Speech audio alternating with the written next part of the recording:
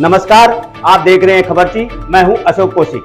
पहली चीज़ तो Koriyawas medical college जो कि हीरवाल के अंदर एक नींव का पत्थर हेल्थ फैसिलिटीज़ के तौर पे आने वाले समय में साबित होगा, आज उसका रिव्यू लिया और आगामी 31 दिसंबर तक जो हमारा ओपीडी और टीचिंग सेक्शन है, हमारा प्रयास रहेगा कि हम उसको कंप्लीशन की ओर लेके जाए, जिससे प्राइमरी हेल्थ केयर जो है ओपीडी की वो सुचारू तौर से अगले टीचिंग ईयर के अंदर लोगों को हम उपलब्ध करा पाए। और खुशी है कि डिस्पाइट कोरोना की 2 अलग अलग वेव्स आई, उसके बावजूद भी सभी कर्मचारियों ने जो वहाँ पर डिप्यूटेड थे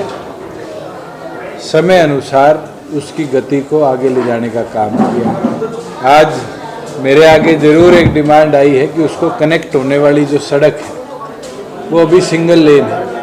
मैंने वो डायरेक्शन दे दी है कि उसको तुरंत 44 फीट का जो राइट ऑफ वे है उसको 10 मीटर वाइड कर एटलीस्ट हैवी ट्रैफिक की इजी फ्लो हो और आम व्यक्ति को नेशनल हाईवे जो हमारा है ट्रांस हरियाणा उस तक की 4 लेन कनेक्टिविटी मिले, जिससे कोटपुतली हो, झुंझुनू हो राजस्थान का, इसका भी, और साथ में हमारा दादरी है, रेवाड़ी है, इसका भी जो पेशेंट है उसको बेटर कनेक्टिविटी उस मेडिकल कॉलेज तक मिले। साथ में मनेठी की भी रिव्यू मैंने आ जाते वक्त लिया था।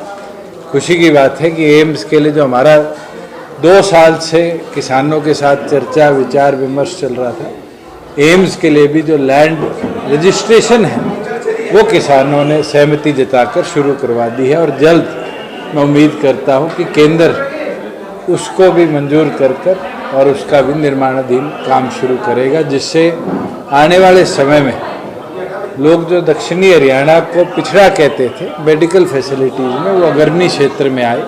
साथ में जो आपके multi logistic hub Nangal Chaudhary में बन रहा है उसके फेज़ 1 का भी हमने पीछे रिव्यू किया था। जो लिटिगेशन है उसको फेज़ 2 में शिफ्ट कर उसका भी जो काम है उसको गति दे दी गई है। 3 सड़कें थी जिसको 4 लेन करना था, उसका काम भी लगभग कंप्लीशन की ओर है।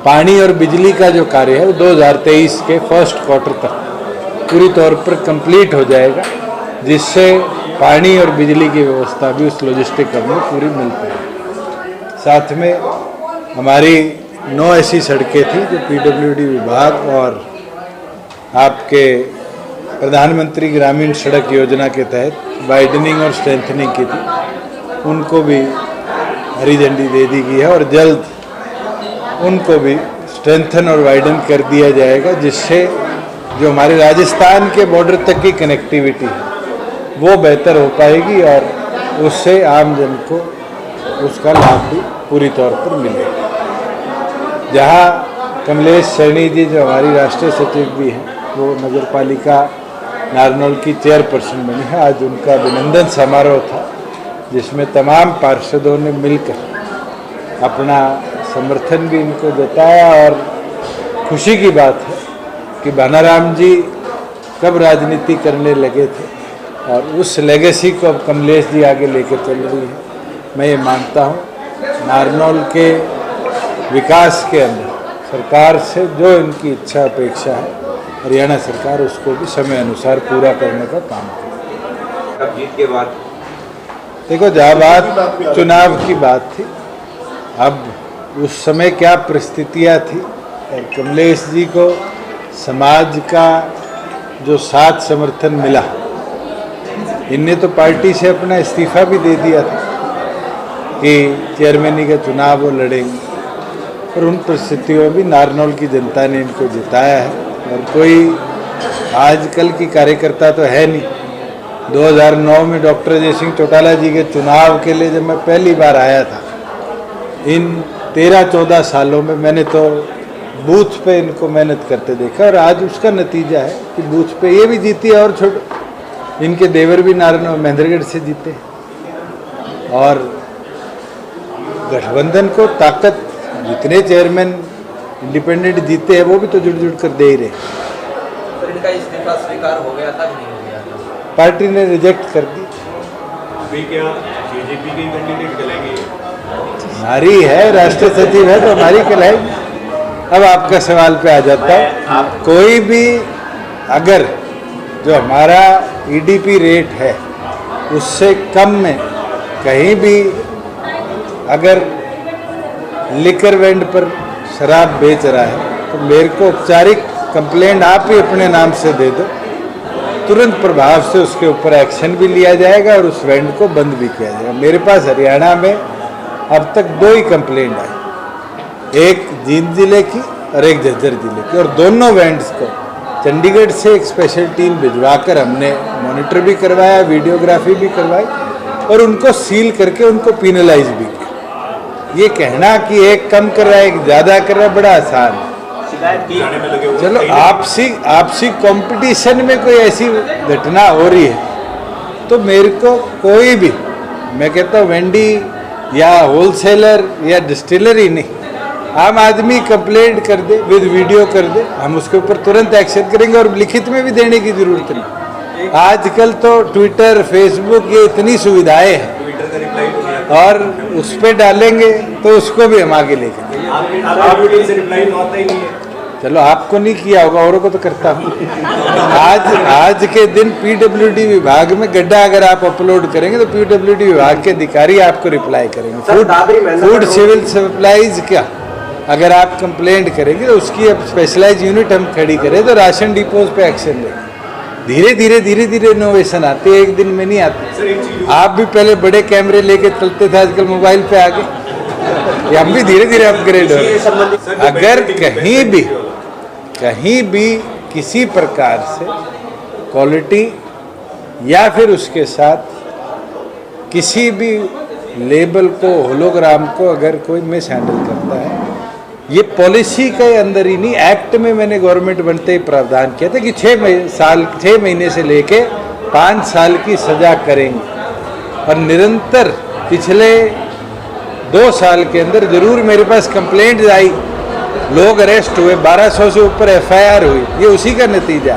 और कहीं ये चीज़ आती है, मैं तो चाहता हूँ आप बताओ, हम शक्ति, मेरे पास सोनीपत का आया था और सोनीपत की प्रॉपर एसआईटी बना के जांच भी हुई थी, लोग अरेस्ट भी हुए थे और उसके अंदर जितने लोग इन्वॉल्व थे उनके खिलाफ अब इंक्वायरी थी।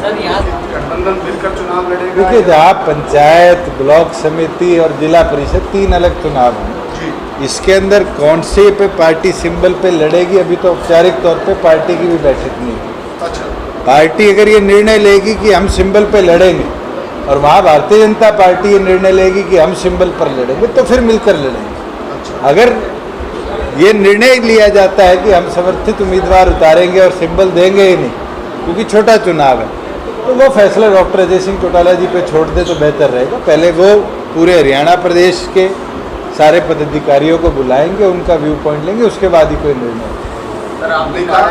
ना अलग लड़ने की बात थी, पार्टी के कार्यकर्ताओं ने जहाँ हमारे गठबंधन के उम्मीदवार के साथ खड़े होने का काम किया, वहीं कमलेश जी ने और जो टीम उनके साथ चुनावों में रही उनने अपना काम किया। इन्हें अपनी ओर से, क्योंकि पार्टी ने विड्रॉ कर लिया था सिंबल, इन्हें इस्तीफा भी डॉक्टर अजय सिंह चौटाला जी को लिख कर दिया, जिसको डॉक्टर अजय सिंह चौटाला जी ने नामंजूर किया।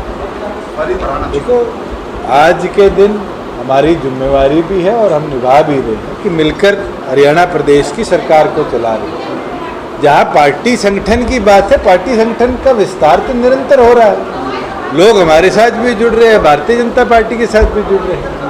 आपने देखा होगा पीछे एक हुआ चला था आम आदमी पार्टी का पंजाब के बाद, आज उसकी परिस्थिति क्या है। ये तो निकाय चुनाव ने जवाब दे दिया। कांग्रेस जो अपने आप को बहुत पुरानी और बड़ी पार्टी मानती थी, वो निकाय चुनाव से ही भागी थी। और आने वाले समय में भी देख लेना कि वो 3 मेयर के चुनाव अभी होने हैं, उसके अंदर भी बोर्ड लेवल पर भी सिंबल नहीं दे पाएंगे, ये हालत कांग्रेस की हो जाएगी। ये तो हमारा गठबंधन है जो मजबूती से लड़ा भी है निकाय चुनाव और आने वाले समय में भी लड़े। फॉर एग्जाम्पल आपको मैं दे सकता हूँ, KMP है, KMP पे हमारा कंसेशनर छोड़ के चला गया, मगर आज भी उसकी पेमेंट्स रोकी हुई है कि एमपी पे अगर कोई बम्प भी आता है और उसकी रिपेयरिंग होती है तो उसके पैसे कट के ही हम रिपेयरिंग कराते हैं। तो जितने बड़े प्रोजेक्ट्स हैं, कोई ऐसा प्रोजेक्ट नहीं है ठेकेदार भाग सकता। दादरी रोड सरावनी का 9 नंबर तक तैयार हो जाएगा, लेकिन अभी तक टेंडर प्रोसेस पूरी नहीं हो पाई। उसके अंदर क्योंकि ये पहले हाइब्रिड मॉडल में ले लिया था और एक सिंगल टेंडर हमारे पास आया था, उसको फिर सरकार ने कैंसिल किया है और दोबारा टेंडर प्रोसेस में हम लेके आए। डिले हुआ है मगर वो टेक्निकल डिले है, ना कि कोई ऐसा डिले जिसकी वजह से पहले जो टेंडर हुआ था उसमें 2 एजेंसियों ने अपना करवाया था, लेकिन अलॉट होना बाकी था, उसके बाद दोबारा टेंडर। मैं बता तो रहा हूँ, हाइब्रिड मॉडल के अंदर वो टेंडर दिया गया था कि 15 साल तक वो लोग इसको मेंटेन करेंगे और उसके अंदर एक ही एजेंसी क्वालिफाइड थी, 2 नहीं थी। इसलिए वो कैंसिल करके और दूसरे जो पुराना मॉडल था उसके अंदर दिया गया जिसमें वो 5 साल तक डीएलपी उसकी मेंटेन करे। बीच में ये भी जिक्र आया था कि भाई इसका जो बजट है बढ़ा दिया गया है 500। बता रहा हूँ, हाइब्रिड मॉडल के अंदर 40-60 रेशो पे प्रोजेक्ट बनते हैं और 40-60 रेशो के अंदर से जो चीज़ 300 करोड़ में होनी थी वो 500-550 करोड़ तक एलिवेट हो सकती थी, हुई नहीं थी। उसको देखते हुए क्योंकि बिडर्स ने वो अमाउंट डालना होता है, इसलिए उसको कैंसिल करके रेगुलर प्रोसेस में HEM के जो हमारा हरियाणा इंजीनियरिंग वर्क्स का पोर्टल है उस पर ऑलरेडी डाल दिया और जल्द अलॉट हो। अब कब तक उम्मीद रहेगी?